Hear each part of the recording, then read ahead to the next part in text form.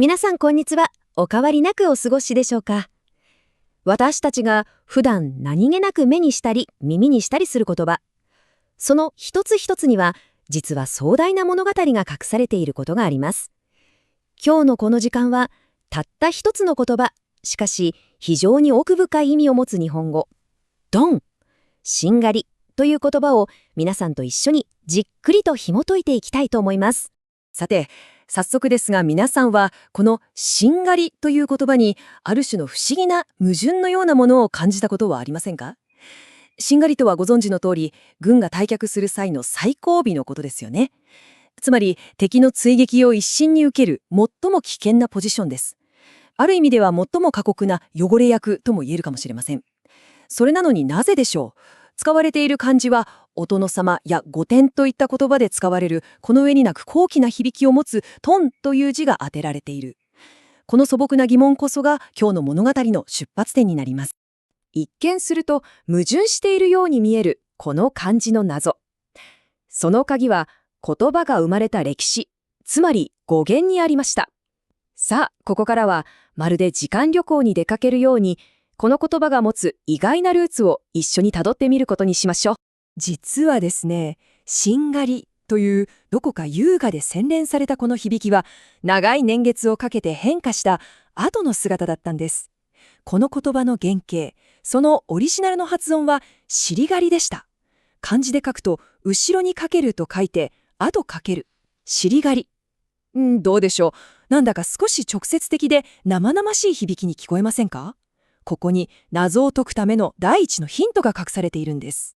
しりがりという言葉をもう少し分解してみると、その意味はさらに直接的なものになります。語というのは、ここでは身体の部位、つまりお尻を指しているんですね。そして狩るは馬などを狩る、つまり追い立てて前に進めるという意味です。ですから元々の意味は隊列の最後部、まさにお尻の位置から軍全体を前に進めるという非常に植物的な身体の感覚に基づいた言葉だったわけです。いやはや高貴な殿のイメージとは随分とかけ離れていますよね。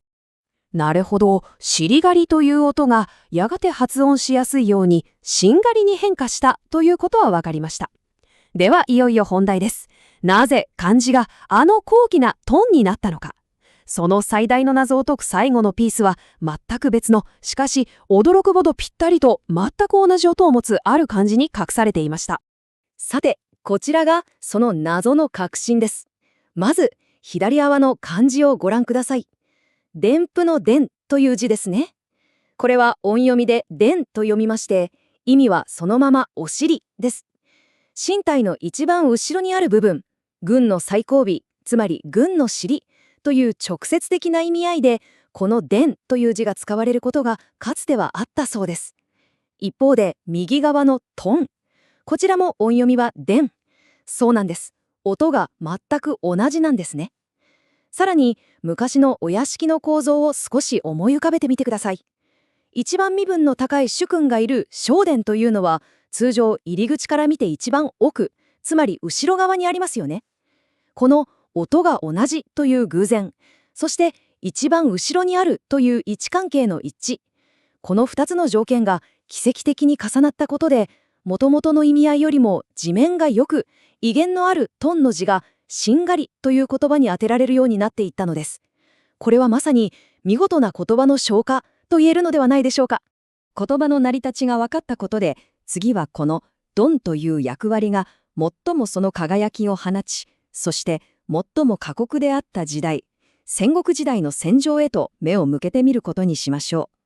ここでドンは単なる最後部でなく、究極の名誉をかけた試練の場となっていくのです。戦国時代の戦いにおいて、退却というのは、実は攻撃を仕掛けるよりもはるかに困難で危険な作戦でした。一度敵に背を向ければ、兵の士気は下がり、隊列は乱れ、組織は一気に崩壊しかねません。その困難の中で、本隊を無事に逃がすための貴重な時間を稼ぐこと。それがトンに課せられた唯一にして最大の任務です。追撃してくる勢いに乗った敵の大軍に対して、ほんのわずかな兵力で最後の壁となり、その進撃を止める。それはほぼ生きては帰れない、死を覚悟した任務でした。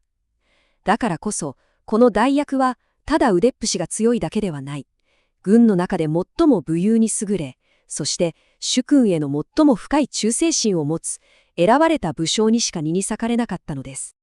そのドンという役割の重要性を日本の歴史に深く刻み込んだ最も伝説的と言われる戦いがあります。それが西暦1570年の金ヶ崎の引き口、金ヶ崎ののけ口です。越前の国を攻めていた織田信長は、信頼していた同盟者である浅井長政の突然の裏切りによって前と後ろを敵に挟まれるというまさに絶体絶命の窮地に陥ります。この時、新信長を京へ逃がすため死を覚悟してトンツを務めたのが後に天下人となる豊臣秀吉、そしてなんとも皮肉なことに後に本能寺で新信を討つことになる明智光秀、さらに池田勝正といった武将たちでした。この戦いはしばしば秀吉一人の大手柄として語られることが多いのですが、実は後の歴史を大きく動かすことになる武将たちがこの絶望的な状況で命を懸けて共に戦っていたのですね。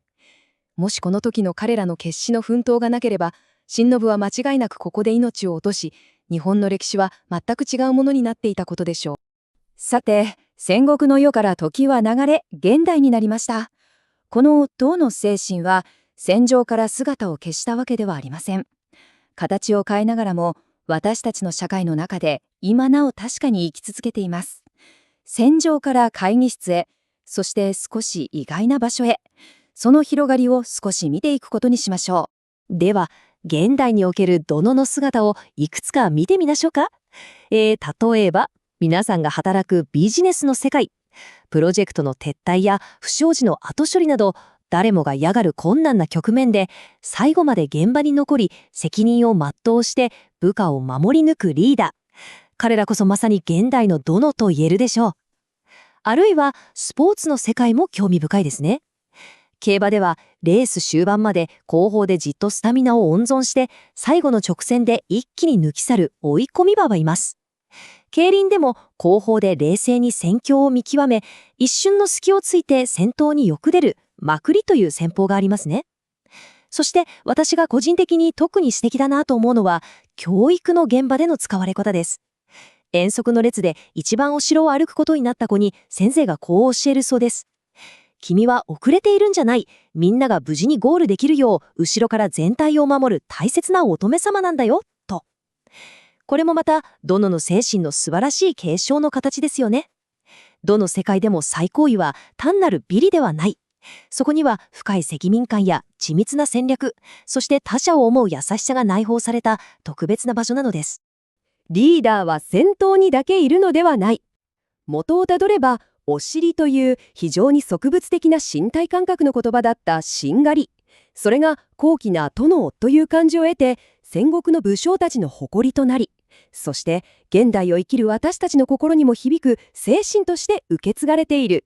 一番後ろに立つことの勇気、そして物事を最後まで美しく締めくくることの美学。この殿という一つの言葉は私たちにそんな普段は目立たないけれど何よりも尊い静かな英雄の姿を教えてくれているのかもしれないですね。本日は最後までお付き合いいただき誠にありがとうございました。